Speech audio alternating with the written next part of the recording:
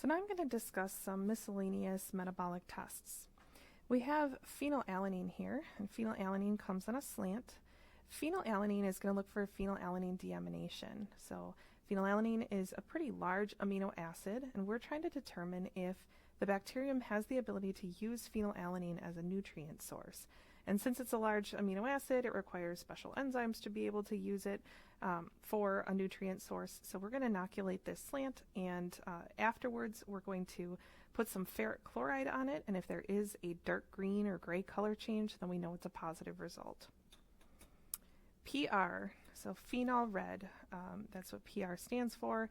It's initially like a red pink in color, and if you look closely you might be able to see that there's a secondary tube inside of there. It's called the Durham tube, and so you can see it kind of there in the center. It's an upside down tube that's in the center of the broth. That Durham tube is able to capture gas, so we're testing a couple different things in these tubes. PR, we usually add different types of sugars to, so this one happens to have mannitol, but there's also sucrose and dextrose and all different types of sugars that you can add. And when we put the bacterium in here and allow it to grow, if the bacterium can eat this sugar, it's going to produce an acid. An acid is going to cause a yellow color change in the medium, and sometimes when acid is produced, a gas is also produced. That gas will be trapped inside of that Durham tube, and you'll see a separation between the top of the tube and the bottom of the tube. So you're going to see a big gas bubble forming inside that Durham tube. So it can test for fermentation. Yellow color is positive, but it can also see if gas is produced while fermentation is happening. Litmus milk is a milk base, and we add a pH indicator that allows us to determine if it's going to produce an acid or not. There's a lot of different things that you can visualize in here. You can see complete digestion of the milk. You can look for an acid clot formation. So sometimes when acids are produced, the protein inside the milk will clot, and then you'll see a big white clot in here. Acid production is going to cause a pink color change, and lots of different things can happen in here. And then nothing can happen. It can stay this purple color. So it's interesting to look at. Medically, not really commonly used anymore, but it's still used commonly in different research studies. The Tsi Slant. So the Tsi Slant is specially designed so that there's two different types of layers in here. You have the bottom, which is called the butt of the slant, and the bottom contains glucose. And then you have the slant part. The slant part is this top part here, and that contains lactose and sucrose. So we're going to determine if the microorganism can, 1, use glucose, 2, use sucrose or lactose, and then there's another thing that's added to this. So if the microorganism has the capability of producing H2S, so it's hydrogen sulfide, then you're going to see a black color change in the tube. So if it can use the glucose, it's going to turn yellow. If it can use the lactose or sucrose, it's going to turn yellow. And if it produces that H2S by interacting with that iron complex and the sulfur in there, then you're going to see that black color change. So a couple different things that we're going to look at here. So I'm just going to go ahead and inoculate these. So inoculating the slant aseptically, phenylalanine slant. And since I'm going to be using the same species of bacteria for all of these, I don't need to flame sterilize in between.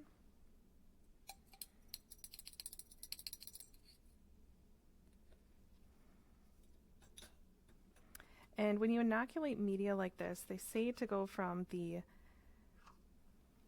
least selective to the most selective so that you don't transfer some of the media with the microorganism.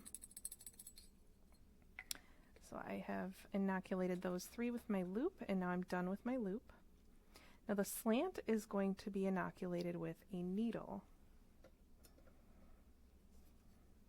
So a needle is like a loop, except it just goes straight up to a point. It doesn't have a loop at the end of it.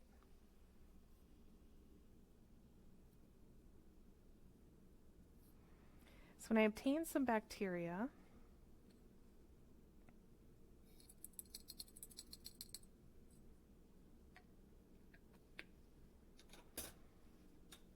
I'm going to actually stab it into the bottom of the slant to make sure that it gets deep into the glucose.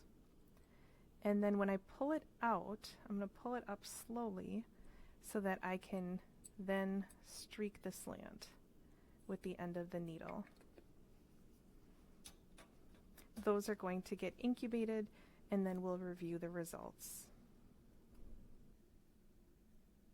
So now I'm going to discuss the results for these tests. So you can see phenylalanine, we do have some growth on the slant, and for phenylalanine we need to add the ferric chloride solution, and we're looking for a a dark gray or green color change when we add this.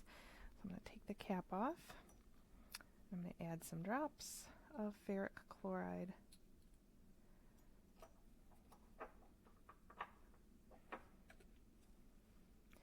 And there is no dark gray or green color change, so this is a negative phenylalanine result.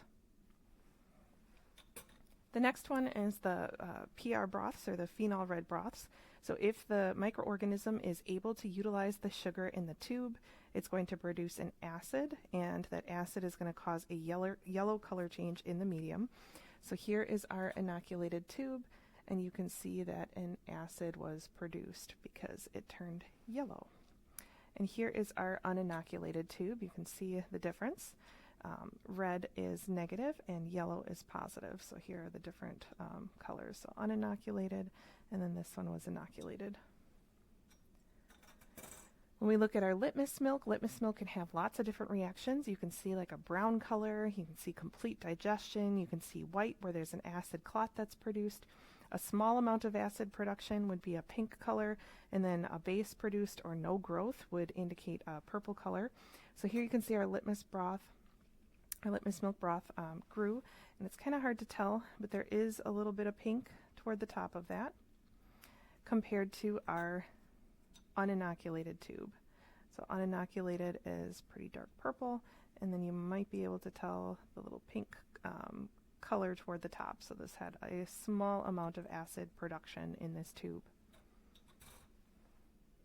And the last test is the Tsi slant. So the Tsi, if you recall, this is an uninoculated tube. The Tsi had the glucose in the bottom part and the sucrose and lactose in the slant part.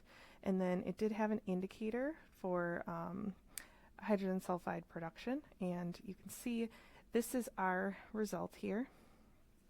And when you compare the two, you can see that this one is all pink and this one is now yellow.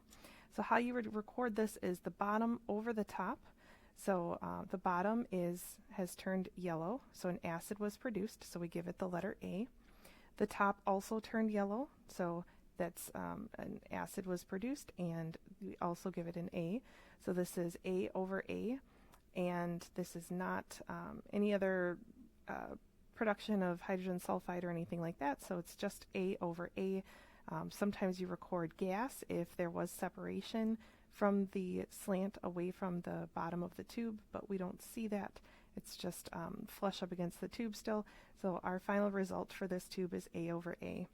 Now if we did see a tube like this, and remember this is the negative control, it's uninoculated, but if we did see a tube like this and we saw the bottom was red and the top was red, we would report this as K over K for alkaline. So your results are either A over A for acid, K over A for alkaline over acid, and vice versa. We can have A over K or K over K. K over K means that alkaline over alkaline, so there was no acid produced. The microorganism is not able to use any of the sugars in this tube.